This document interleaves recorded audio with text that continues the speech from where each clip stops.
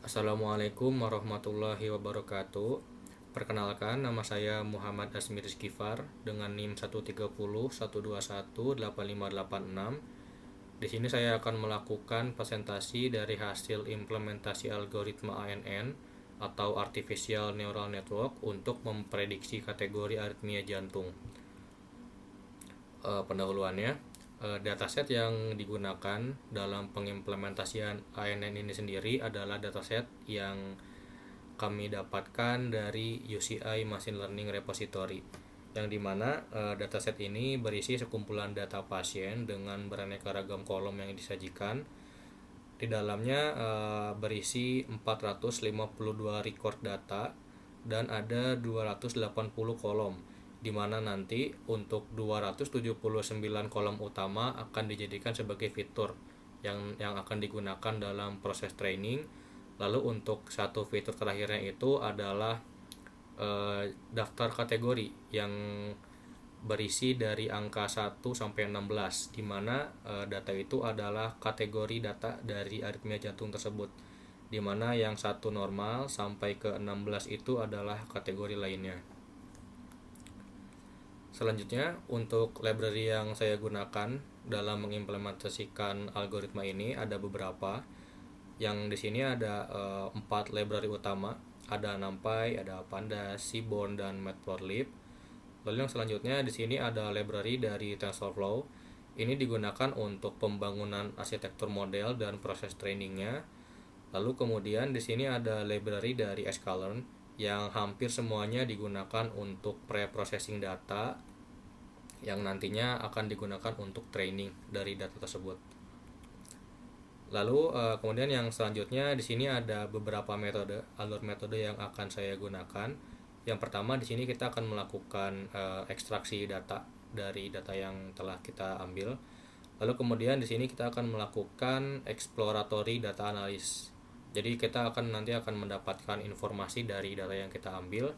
Lalu kemudian di sini akan dilakukan pre-processing data, di mana nanti tidak semua fitur atau kolom akan kita gunakan dalam proses training.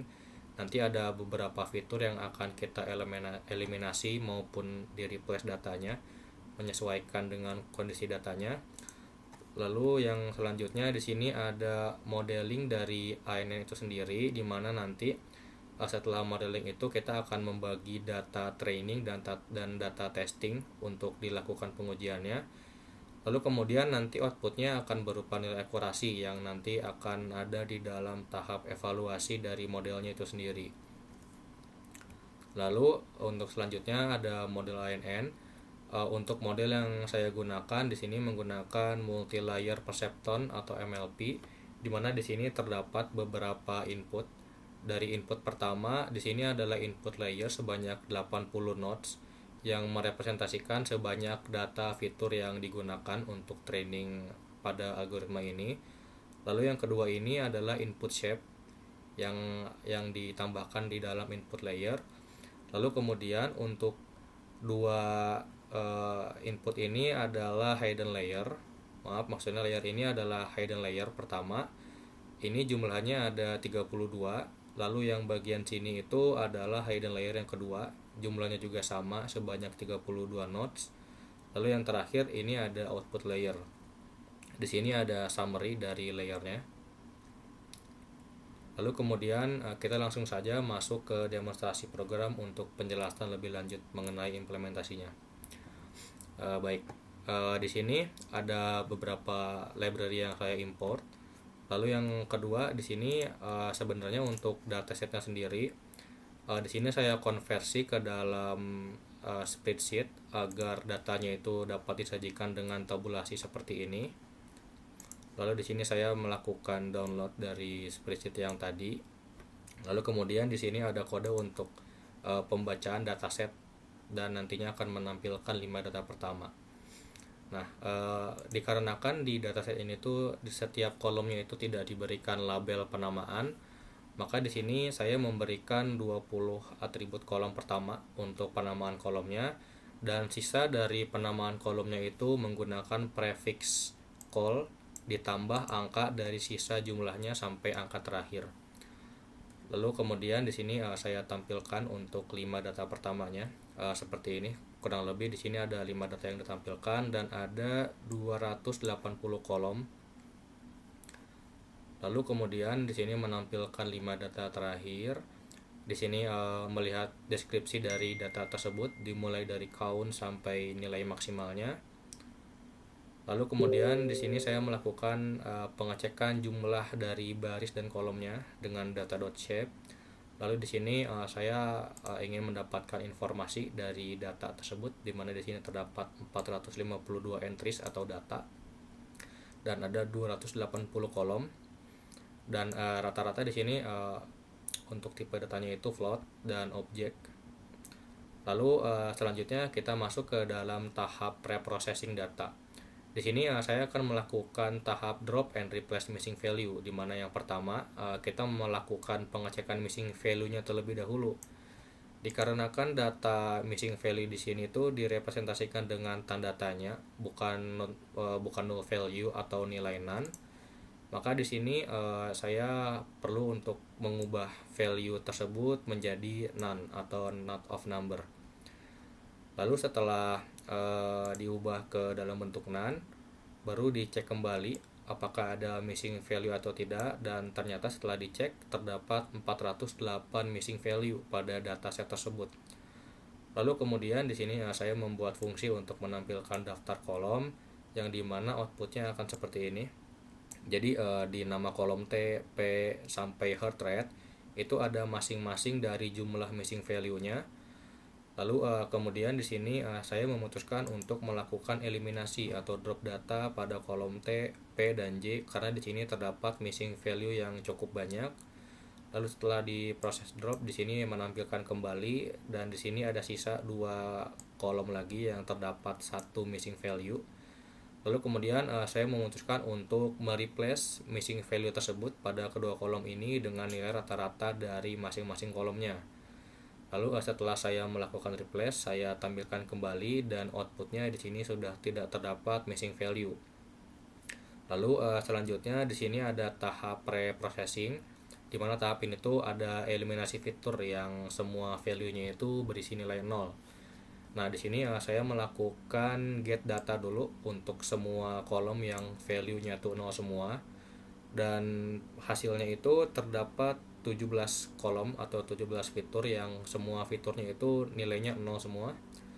Lalu di sini saya memutuskan untuk melakukan eliminasi semua fitur yang ada di sini, yaitu sebanyak 17. Lalu setelah saya melakukan eliminasi pada semua fitur yang isinya 0 semua itu, dilanjut ke tahap selanjutnya, yaitu tahap eliminasi fitur yang rasio jumlah nilai 0-nya itu lebih banyak 50%-nya, lebih dari 50% total datanya. Nah, jadi di sini saya mendapatkan dulu datanya, dan setelah dilakukan pencarian di sini ada total sekitar 231 kolom yang memiliki nilai 0 yang banyak. Lalu di sini saya melakukan menampilkan nilainya. Jadi kita akan menampilkan semua daftar kolom yang dimana setiap kolomnya itu menampilkan jumlah dari nilai nolnya. Nah, setelah ditampilkan itu nanti outputnya akan seperti ini. Ada 231 tadi tuh. Ya. Sebanyak itu. Lalu selanjutnya di sini saya melakukan drop dari jumlah fitur tadi yang dimana saya pilih dulu. Jika nilai nolnya itu lebih besar 50%-nya, maka saya akan melakukan drop pada beberapa fitur tersebut. Lalu setelah di drop, di sini saya lakukan summary dari preprocessing data tadi, dan ternyata ditemukan 129 fitur bersih dari 280 kolom atau fitur yang telah saya eliminasi tadi. Nah, lalu selanjutnya di sini ada normalisasi data dan fitur selection. Untuk bagian sini saya mencari dulu get target fiturnya. Lalu karena untuk fitur-fitur terakhir itu saya berikan nama dengan prefix call dilanjut dengan angka atau jumlahnya, maka di sini saya melakukan perubahan nama dari call 280 menjadi target supaya lebih enak aja dilihatnya. Lalu di sini saya melakukan plot dari data target dan bisa dilihat datanya seperti ini. Lalu ini saya melihat value counts-nya sebanyak ini. Lalu yang selanjutnya di sini saya melakukan normalisasi data. Nah, di sini saya menggunakan function simple imputer, di mana fungsi ini tuh digunakan untuk mengisi apabila terdapat missing value yang dari tahap sebelumnya masih ada yang lolos dengan menggunakan median. Lalu setelah di fit dan di transform, di sini memisahkan mana fiturnya, mana targetnya. Lalu setelah itu di sini saya menggunakan min max scaler. Kemudian selanjutnya di sini saya menggunakan fitur selection dengan chi-square. Di sini saya menggunakan function select kbase dengan mengambil 80 fitur yang memiliki korelasi terbanyak atau tertinggi yang nantinya akan digunakan dalam proses training. Lalu di sini ada one hot encoder untuk selected targetnya atau untuk target datanya. Lalu setelah dilakukan normalisasi data dan fitur selection, di sini saya tampilkan data apa aja yang ada, dan di sini ada total sebanyak 80 fitur. Di sini menampilkan 5 data terakhir. Lalu yang selanjutnya di sini saya membuat data latih dan tesnya. Di sini saya memisahkan antara data latih dan data tes dengan rasio 80:20. Jadi untuk data training ini sebanyak 80% dan data tesnya ini sebanyak 20%. Nah, di sini bisa dilihat ada jumlahnya. Jumlah dari data train dan data setnya. Ini menampilkan data trainnya, ini menampilkan data tesnya. Lalu kemudian kita masuk ke tahapan prediksi. Nah, di sini saya mulai membuat model arsitektur. Nah, di mana di sini saya menggunakan model sekuensial. Lalu di sini terdapat 4 layer, di mana layer pertama ini adalah layer input. Di sini unitsnya ada 80.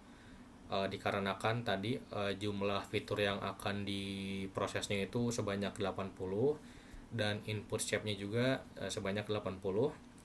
Lalu di sini ada dua hidden layer dengan masing-masing nodes-nya itu sebanyak 32 dengan fungsi activation relu. Lalu yang terakhir di sini ada output layer dengan 1 nodes. Dan di sini bisa dilihat summary dari modelnya. Ada total params sebesar 10.161 parameter. Nah, lalu selanjutnya di sini saya melakukan penginstalan INN Visualizer. Ini sebenarnya hanya untuk mengenerate gambar model MLP-nya supaya lebih tervisualisasi. Lalu yang selanjutnya di sini ada class callback. Jadi class callback ini tuh berfungsi apabila nanti di saat proses training di iterasi pertengahan atau akhirnya itu sudah mencapai nilai akurasi yang diharapkan, maka proses iterasinya itu akan dihentikan dengan menggunakan class callback ini. Nah, lalu selanjutnya di sini saya melakukan compile modelnya. Di sini saya menggunakan loss dengan mean absolute error. Lalu untuk optimizer-nya sendiri di sini saya menggunakan Adam dengan learning rate sebesar 0,001. Lalu untuk metriknya sendiri di sini saya menggunakan akurasi. Nah, lalu untuk selanjutnya di sini saya melakukan training model atau fitting model, di mana di sini memasukkan X train-nya dan Y train-nya atau target, ini fiturnya. Lalu untuk epoch-nya sendiri atau iterasinya itu saya set sebanyak 50 kali. Dengan di sini memasukkan data validasinya yaitu data tes dan data Y-nya. Di sini juga saya memasukkan callback-nya untuk menghentikan iterasi apabila akurasinya telah mencapai angka yang kita harapkan. Nah, di sini terjadi proses iterasinya dari epoch 1 dan ternyata di sini terhenti sampai epoch ke-17. Di mana di epoch 17 ini tuh akurasinya itu sebesar 0,9160 dan validation akurasinya itu sebesar 0,9045. Nah, Jadi untuk lebih mudah melakukan pembacaannya, di sini saya melakukan visualisasi dengan grafik. Ini dengan bantuan library plot, dan hasilnya itu seperti ini, hasil grafiknya itu untuk data trainingnya. Ini ada perbandingannya dari yang warna biru itu validation dan merah itu trainingnya. Nah, lalu kemudian setelah itu yang terakhir kita masuk ke evaluasi model, dimana di sini saya akan mencoba untuk meninjau skornya berapa jika kita melakukan evaluasi dari model ini menggunakan data tesnya. Dan setelah dilakukan evaluasi model, didapatkan di sini hasil test loss-nya itu sebesar 0,25 jika dibulatkan. Lalu untuk akurasinya sendiri itu sebanyak 0,90. Jadi mungkin dapat dilihat dari data tes atau akurasi dari data tes dan akurasi dari data trainingnya itu tidak terpaut terlalu jauh. Jadi mungkin hasil ini tuh menunjukkan bahwa model yang telah dibangun ini tidak underfit ataupun tidak overfit, dan hasilnya ini sesuai dengan harapan saya, yaitu lebih besar daripada 90% untuk akurasinya itu sendiri. Mungkin yang selanjutnya di sini saya akan memperlihatkan laporan dari tugasnya. Jadi ini untuk bagian satunya, ini ada ikhtisar data yang dipilih. Lalu kemudian di sini ada bagian 2, yaitu pra pemrosesan data. Nah, di sini ada beberapa tahapan yang tadi sudah saya jelaskan. Lalu selanjutnya di sini ada bagian 3, yaitu untuk penerapan algoritmanya. Di sini saya menggunakan ANN, sudah dijelaskan juga tadi sebelumnya. Di sini ada step-stepnya. Nah, lalu untuk yang bagian 4 ini ada evaluasi hasil. Di sini saya melakukan analisis dan memberikan kesimpulan di bagian akhir sini dari hasil pembangunan arsitektur modelnya dan hasil pengujiannya. Sekian dari saya untuk presentasi dari pembangunan modelnya. Mohon maaf apabila terdapat kesalahan kata. Saya tutup. Wassalamualaikum warahmatullahi wabarakatuh.